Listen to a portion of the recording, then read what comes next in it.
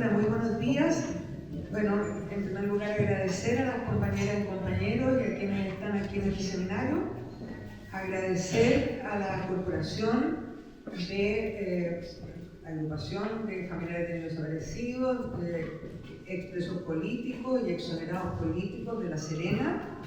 Y también saludar al Museo de la Memoria de Coquimbo por establecer este espacio que va a ser un espacio de conversación y de reflexión acerca de los temas que nos incumben, que es fundamentalmente el tema de memoria y derechos humanos.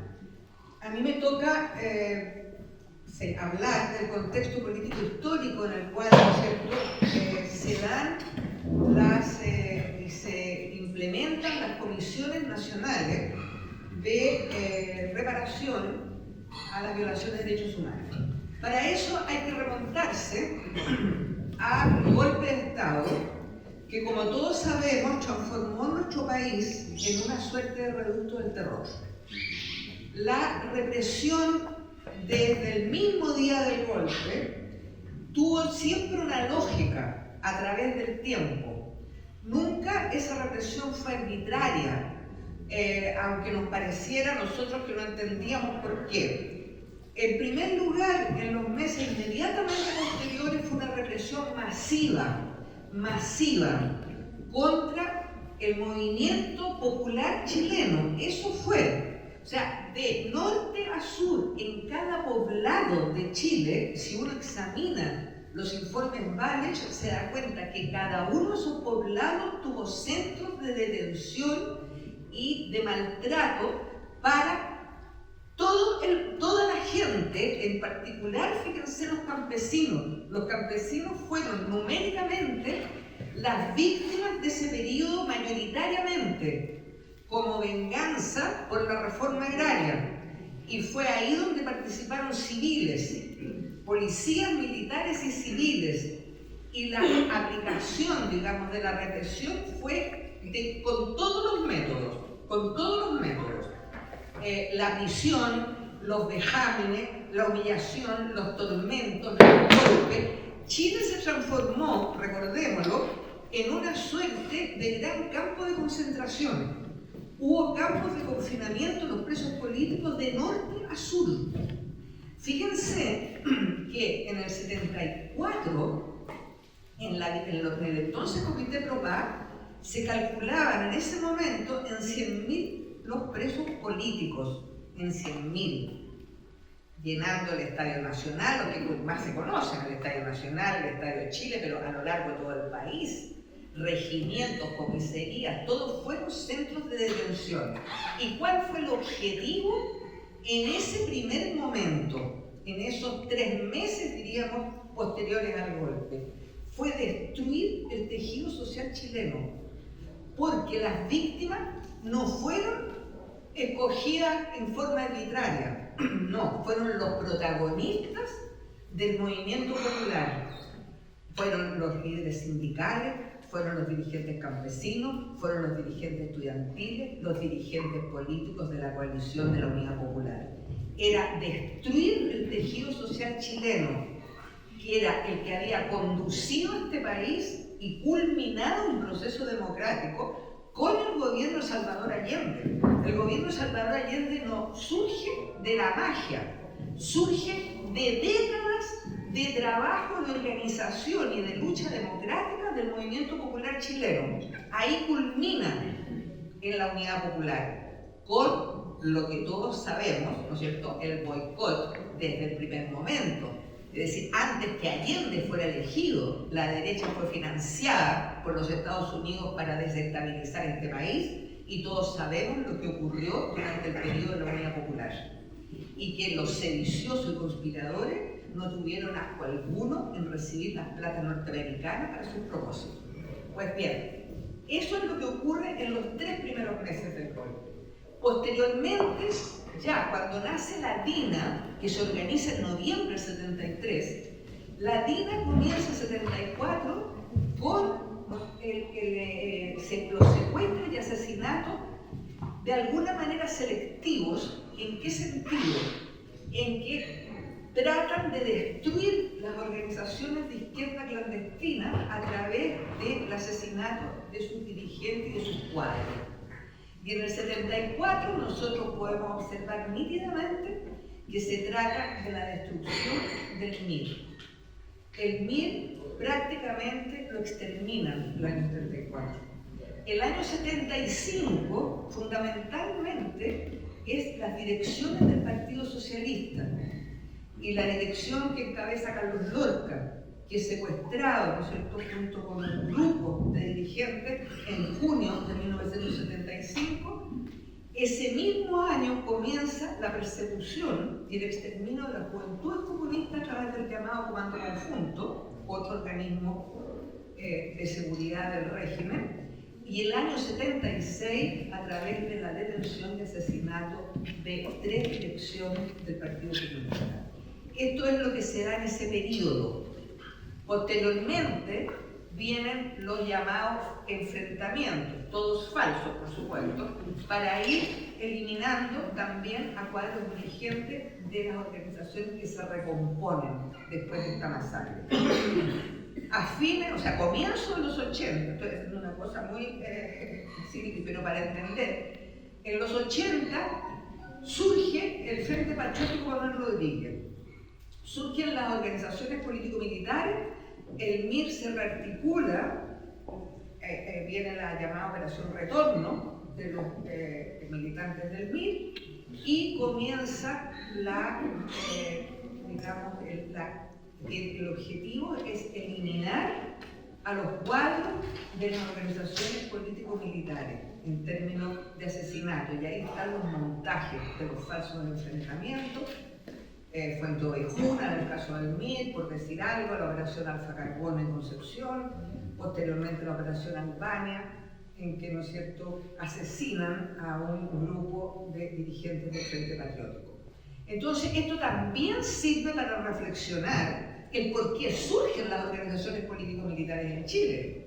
Porque no surgen de la idea mesiánica de un par de personas, surgen después que los partidos de izquierda, los movimientos de izquierda fueron exterminados en la más absoluta indefensión por el solo hecho de tratar de sobrevivir, porque así fueron secuestrados y asesinados en centros clandestinos, sometidos a torturas feroces y lanzados al mar, militantes y dirigentes de los partidos políticos de izquierda por el solo hecho de existir, en la más, como digo, absoluta indefensión. Entonces surgen las organizaciones político-militares como una manera de resistir y defenderse frente a esa agresión.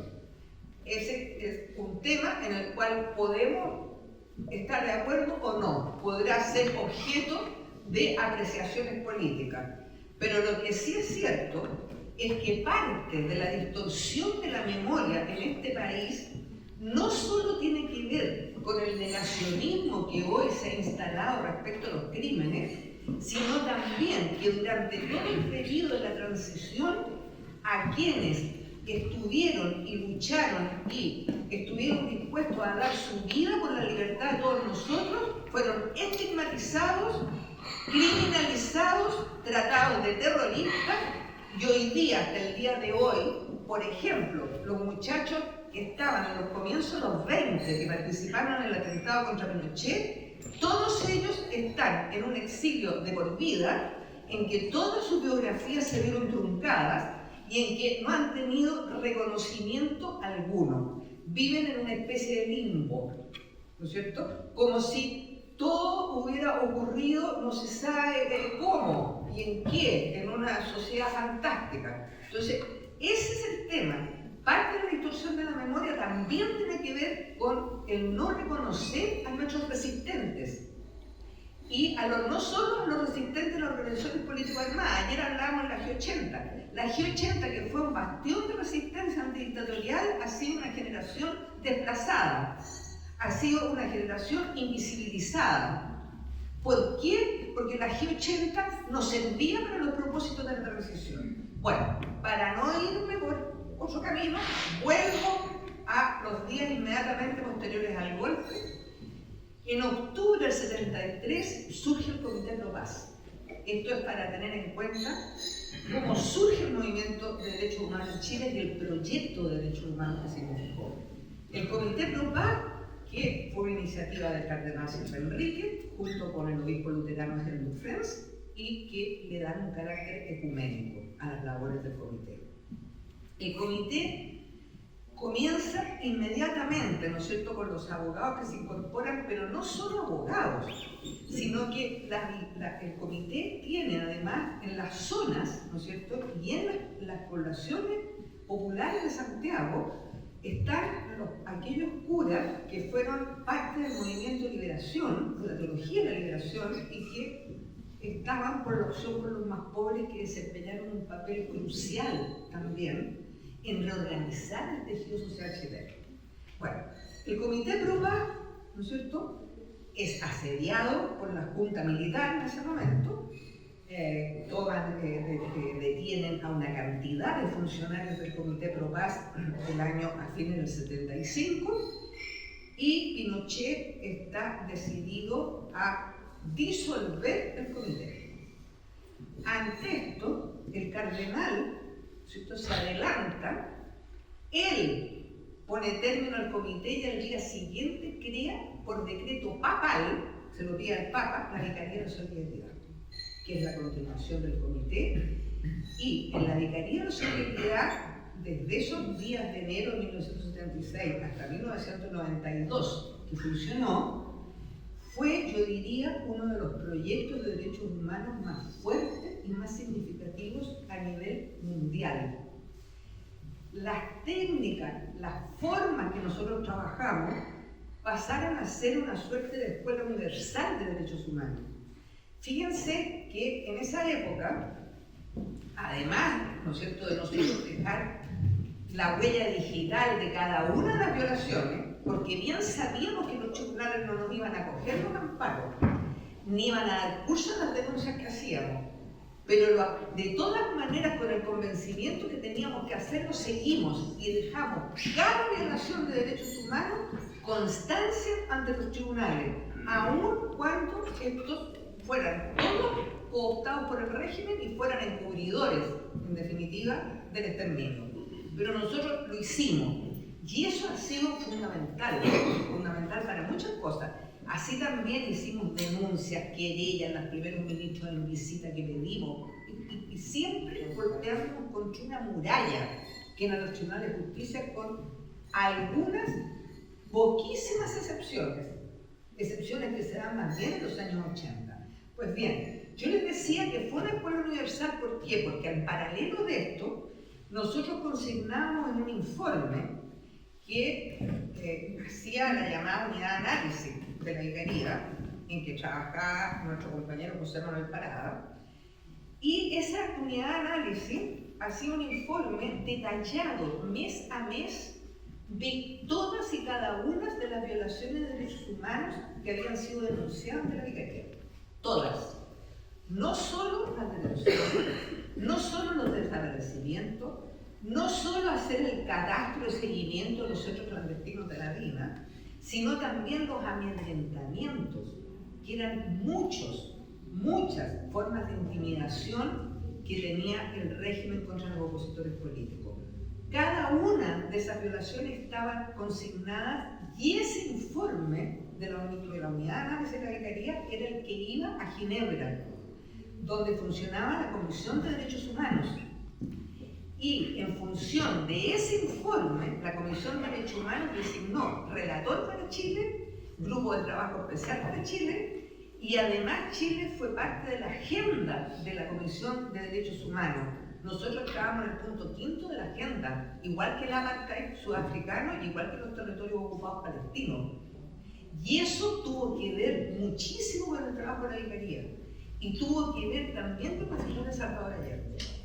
Porque para el mundo no fue lo mismo el derrocamiento de Salvador Allende que cualquier otro golpe de Estado, y sobre todo para los europeos.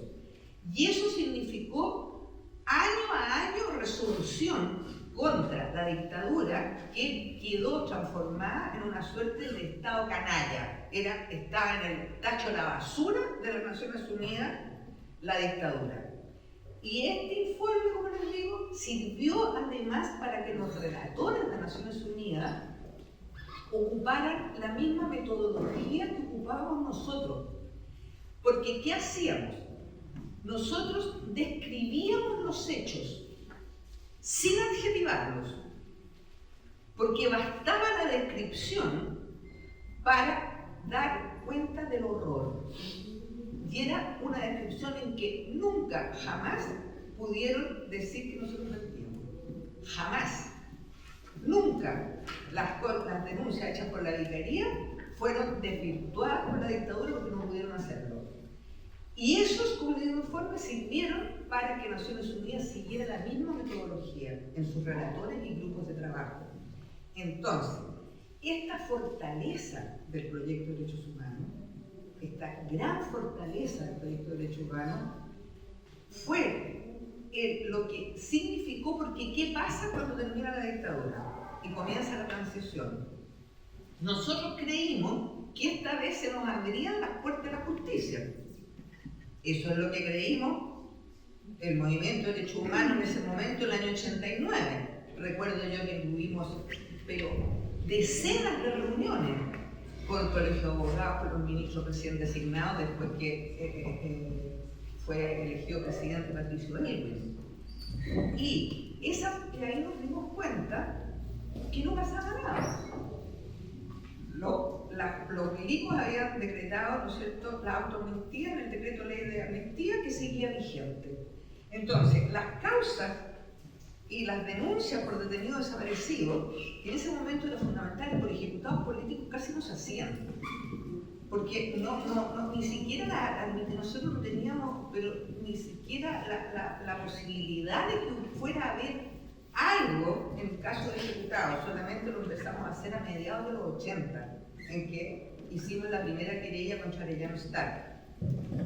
Por el caso Caravana, en que fue una decisión de la vicaría hacerlo con nombre y apellido para denunciar el hecho. Sabíamos que se le iba a la policía militar y que lo iban a amnistiar, pero lo hicimos para denunciar a los sujetos que formaron parte de la caravana. Pues bien, con los detenidos desaparecidos, ¿qué es lo que ocurrió? Los tribunales, nada, aplicaban la amnistía tranquilamente, la prescripción.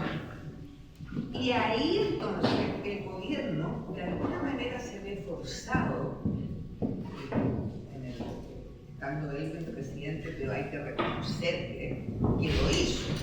Hay que reconocer que lo hizo. Yo no sé si por el propio gobierno había en las condiciones que está haber creado la Comisión Nacional, ¿no es cierto?, una comisión verdad. La Comisión Verdad y Reconciliación, que se conoció como la Comisión Red. Y esa es la respuesta que la transición considera que iba a bastar hacer este informe, que es un informe importante, y la lista de las víctimas, sin dar cuenta del nombre de los agentes. Porque ese fue el acuerdo al que llegaron. No se nombraban a los agentes y se pensaba que con el resultado de la Comisión Verdad iba a bastar. Pero para el movimiento de derechos humanos no le bastó, porque, como les digo, la potencia que tenía y la fortaleza que tenía hizo que se siguiera perseverantemente a través de toda la década de los 90, que fue una década realmente muy atroz, la década de los 90, en que nos seguían impugnando nuestras presentaciones y no conseguíamos ni un ápice de justicia. Bueno, ¿qué ocurre? El año 98, el 16 de octubre, cae detenido Pinochet, se detiene a Pinochet, pero se detiene a Pinochet ¿gracias a qué? El abogado Joan Garcés, que era el abogado que encabeza la acusación particular, y Baltasar Garzón, que dicta la orden, lo hacen en base a la documentación que nosotros teníamos. La comisión Rettig funcionó en base a la documentación que la vicaría tenía, en un 90%. Y eso permite, ¿no es cierto?, que Pinochet sea llevado, detenido en Londres, en virtud de la jurisdicción universal que tienen las violaciones sistemáticas y masivas de los derechos humanos por los que en nuestro país. Y ese para nosotros fue un gran triunfo, yo diría, incluso en lo personal, que por primera vez sentí que ese triunfo era nuestro, la detención de Pinochet. Incluso más que el triunfo, no. Sentí que era nuestro. Nosotros habíamos logrado, o sea, nosotros, el movimiento de derechos humanos, apoyado por la ciudadanía, por supuesto, en forma anónima, porque nadie se atrevía. Y ahí comienza lo que todos sabemos, ¿no es cierto? El gobierno de Frei hace todo el lobby posible y viene la mentira de que está enfermo de la cabeza. Y logran, ¿no es cierto?, eludir la resolución de la Cámara de los Lores, dos resoluciones de la Cámara de los Lores que lo habían declarado extraditable, lo traen por esta vía torcida de declararlo enfermo, y todos sabemos cómo llegó, cuándo se paró, en fin. Y ahí comienza otra etapa, que es lograr el desafuero de Pinochet, y un grupo de abogados presentamos la petición de desafuero de Pinochet cuando venía volando el avión que lo trajeron de vuelta. Y ahí comenzó otra trama.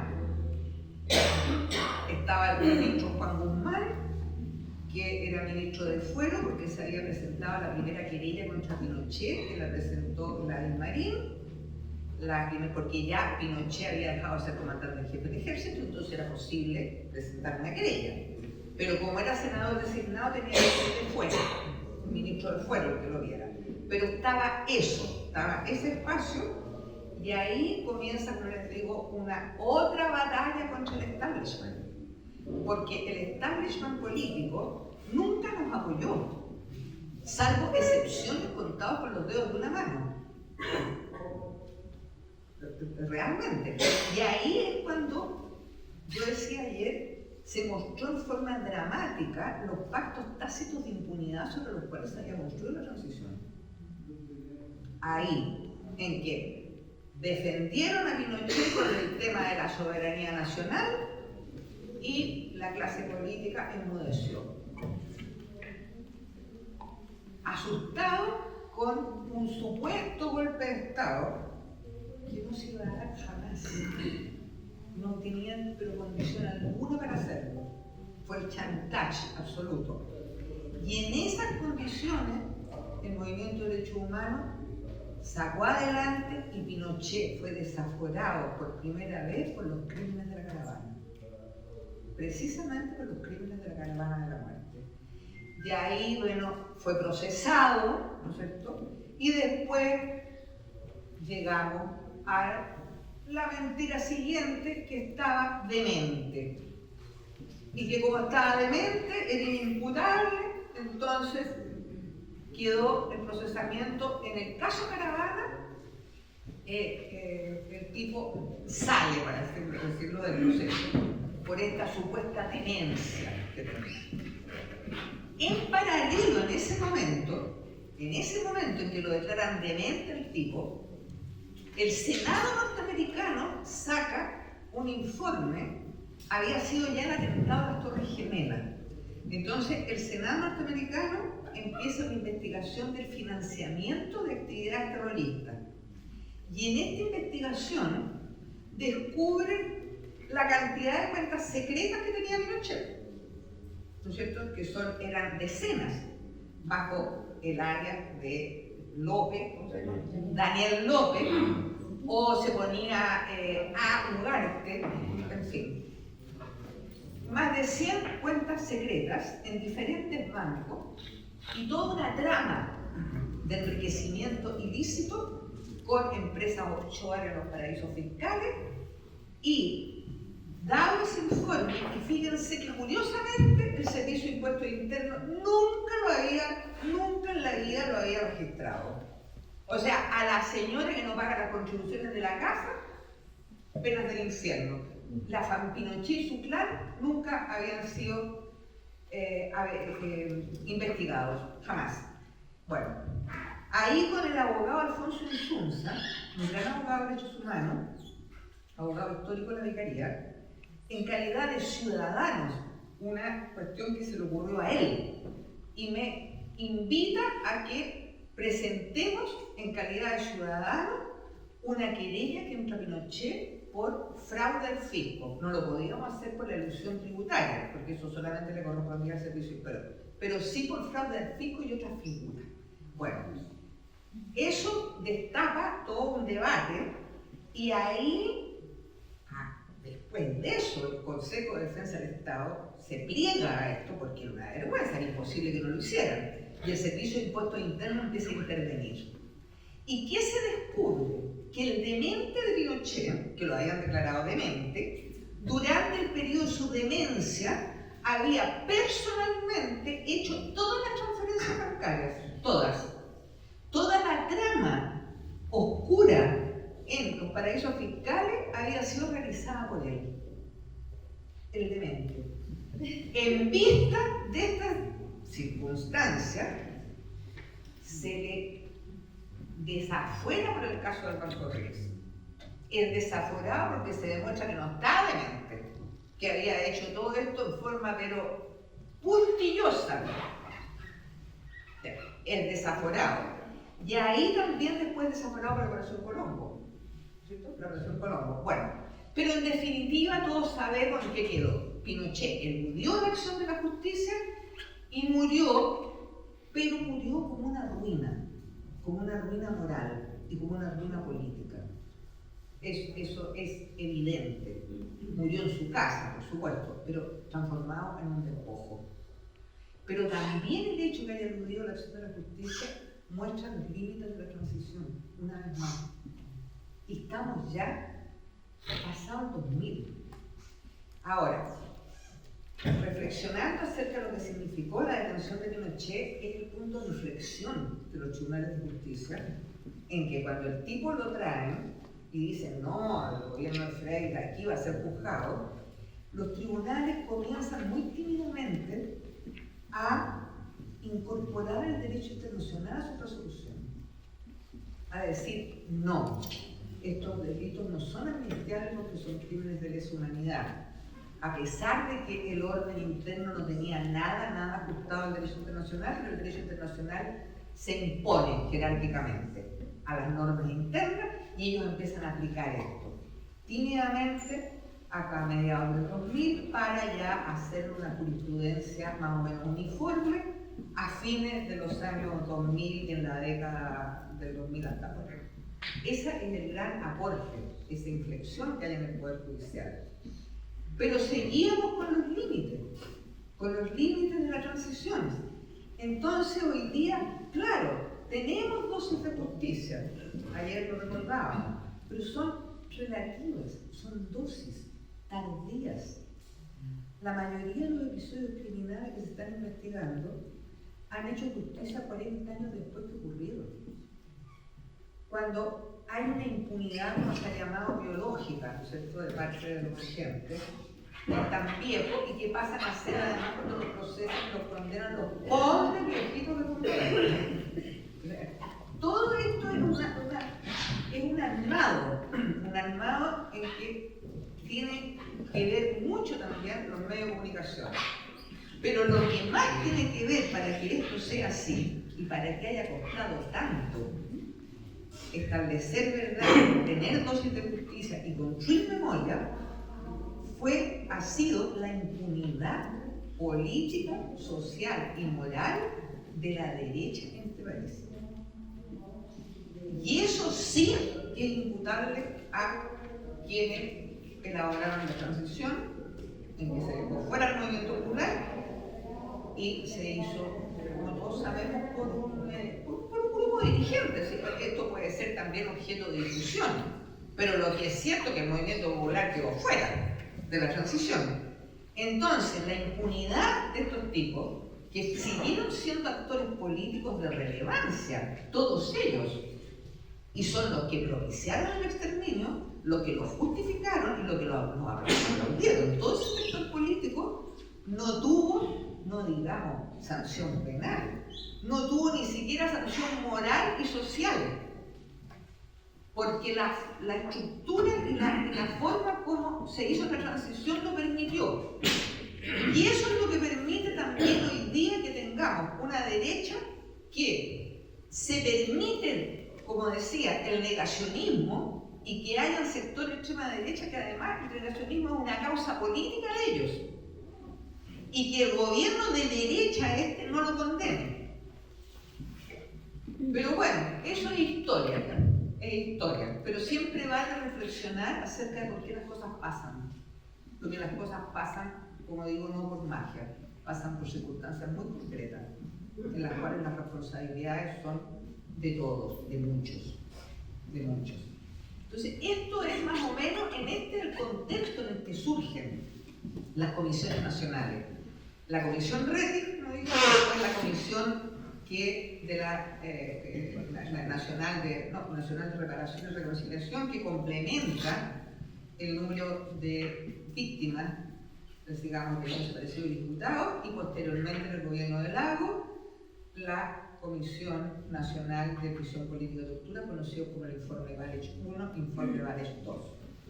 Ahora, en este momento, respecto a este tema, lo que nosotros estamos planteando es lo que el Plan Nacional de Derechos Humanos de la Administración Bachelet planteó, que es crear una comisión permanente de calificación.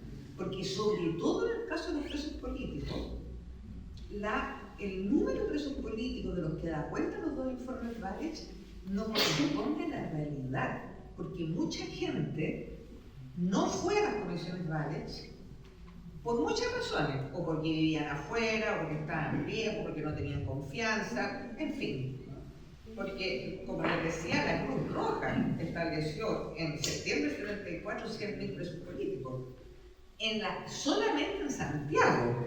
Entonces se da cuenta de que hay una cantidad enorme de personas que no han ido y no han sido calificadas como tales. Pero esto es más o menos el contexto. Pero en todo caso, para terminar, las comisiones Vález tampoco fueron porque surgió de la buena voluntad del gobierno de turno, de tan buenas personas que fueron los que crearon el informe. No, fue por la presión que se hizo, por la presión del movimiento de derechos humanos, que se crean estas comisiones, las comisiones Vález I y Vález II.